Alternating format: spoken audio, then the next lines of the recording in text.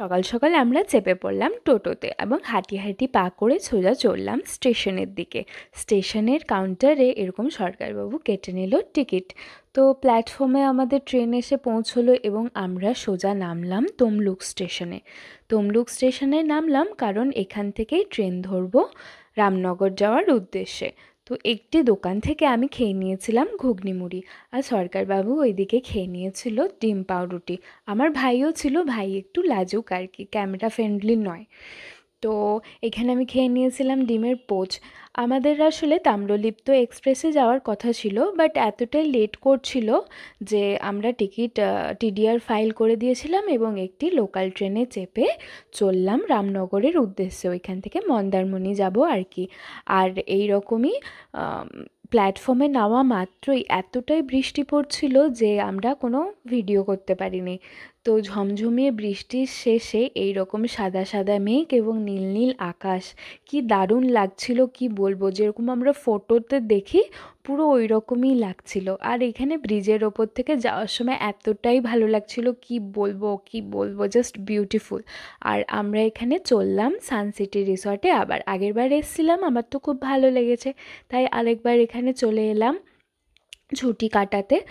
তো এখানের ঘরগুলি আমার এতটাই ভালো লাগে কি বলবো, কি কিউট ঘরগুলো, তাই না? তোমরাই দেখে বলো কিউট কিনা। তো আমরা রিসেপশনের দিকে চললাম, আর রিসেপশনে নামা মাত্রই আমাদের ওইখানে দিয়ে দিল আমপান্না। এখানে আগেরবারেও দিয়েছিল। আর সকাল থেকে রাত জাগা মানে সকাল সকাল উঠেছিলাম, তাই অনেকটা ঘুম পাচ্ছিল, কিন্তু সরকারবাবু আর ভাই এতটাই এক্সাইটেড যে ওরকম আগে আগে চলে যাচ্ছিলো সুইমিং পুলের দিকে, বলছিল চলো চলো সুইমিং পুলে সুইমিং করতে যাব। তো ভালো, এদিকে এত হাওয়া দিচ্ছিল যে চুলগুলো কেমন ঘেটে যাচ্ছিল। আর আকাশে মেঘের অবস্থা পুরো কালো হয়ে এসেছিল। তো যাই হোক, সব পেরিয়ে আমরা চললাম সুইমিং পুলের উদ্দেশ্যে।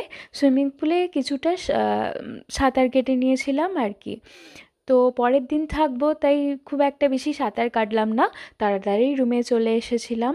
তো রুমে এসে আমরা খেয়ে নিয়েছিলাম ভাত এবং চিকেনের কি একটা আইটেম, যেটা আমার এখন মনে পড়ছে না কি দিয়েছিলাম অর্ডার। তো এরকম সন্ধে হতেই আমরা আবার রেডি হয়ে চললাম, কারণ সরকারবাবু বলছে চলো ওই দিক থেকে একটু ঘুরে আসি। তো ভালো, আমরা একটু রেডি হয়ে নিয়ে চললাম ঘুরতে, আর এইভাবে জাহাজের সামনে পৌঁছে গেলাম। আগেরবারে যখন এসছিলাম এই জাহাজটা খুব সুন্দরভাবে সাজানো হয়েছিল, সাজানো ছিল না। তো কি সুন্দর আকাশ এবং চাঁদ দেখা যাচ্ছে। আর হ্যাঁ, পূজা চিতি আমাকে কমেন্ট করেছো যে তুমি ফুল ভিডিও দেখতে চাও, লং ভিডিও। তো আমার ওই জন্যই এরকমই একটি ভিডিও বানানো। তো এইরকমই কমেন্ট পেলে আমি সত্যিই একটু মোটিভেট হই, তোমরা আমাকে একটু মোটিভেট করো, এইটুকুই বলার আছে। তো এখানে এতটাই সুন্দর হাওয়া চলছিল যে কি বলবো, খুব সুন্দর। এবং আমরা ওইখান থেকে নেমে একটু নিরিবিলিতে হেঁটে নিচ্ছিলাম। এই রিসর্টটা আসলে এতটাই বড় ছিল যে নিরিবিলিতে একটু হাঁটা যায় মনে শান্তি করে। তো আমরা আবার হেঁটে হেঁটে চললাম সুইমিং পুলের দিকে। সুইমিং করতে না, না সুইমিং করব না, ওইখানে একটি দোকান আছে, ওইখান থেকে কোল্ড ড্রিঙ্কস কিনবো বলে। এখানে একটু ভেতরে সব কিছুর দাম বেশি, কিন্তু কি করা যাবে। সুইমিং পুলে এই রকমইভাবে নীল লাইট দিয়ে সাজানো ছিল সন্ধেবেলায় কেন কি জানি আমার কীরকম গাটা ছমছম করছিল এরকম লাইটিং আর সুইমিং পুল দেখে, কেন জানি না। তো ওদিকে সরকারবাবু কোল্ড ড্রিঙ্কস কিনছিল, আর এইদিকে একটু সুইমিং পুলের ধারে দাঁড়িয়েছিলাম।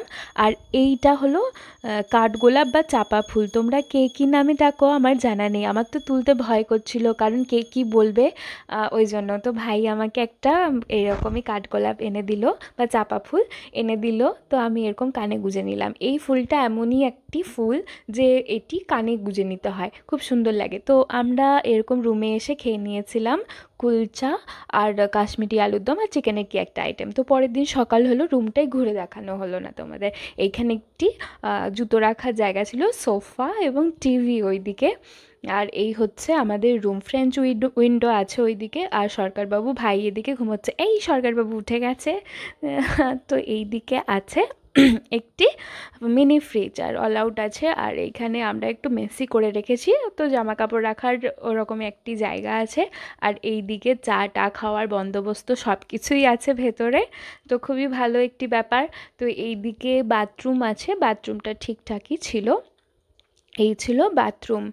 আর হ্যাঁ, এখানে একটি খুবই ইন্টারেস্টিং জিনিস আছে রুমের মধ্যে, যেটা এইরকম একটি কার্ড আছে, যেটাকে ওইখানে স্ক্যান করলে কি কি মেনু আছে মেনু কার্ড আসবে, এবং রুম সার্ভিস ওরা প্রোভাইড করবে, খাবার নিয়ে রুমের ভেতরে চলে আসবে ওরা দিতে।